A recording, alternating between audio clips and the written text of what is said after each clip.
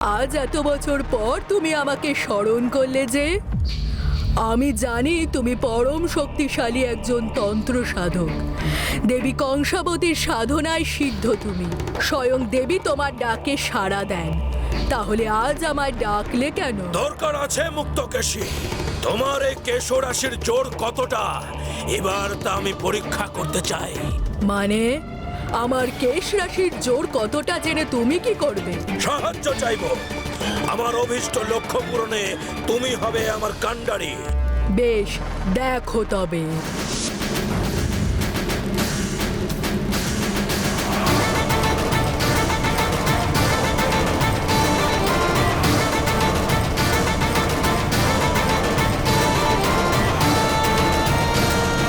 আর দরকার নেই মুক্তকেশী, তোমার এই ক্ষমতা আমার জানা হয়ে গেছে।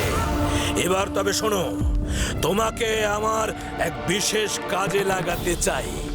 আমার একমাত্র লক্ষ্য হলো ওই কৈলাসপুরের সিংহাসন দখল করা। সে কাজে আমার প্রধান বাধা যে তাকে আমি সেদিন সরিয়ে দেব আমার জাদু বলে।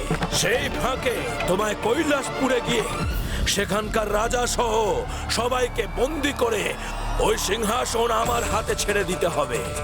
সামান্য মানুষদের বন্দি করতে তোমার আমাকে প্রয়োজন? তাই হবে, কিন্তু পরিবর্তে আমি কি পাবো? আমি তোমাকে অদৃশ্য হওয়ার শক্তি প্রদান করব, যার ফলে বিপদে পড়লে তুমি অদৃশ্য হয়ে যেতে পারবে। তাই হবে। এইবার দেখবো আমার হাত থেকে কৈলাসপুরকে কে রক্ষা করে। রাজা নরেন্দ্র, কালই তোমার সিংহাসন এবং তোমার রাজত্ব দুটোই চলে যেতে বসেছে। হ্যাঁ।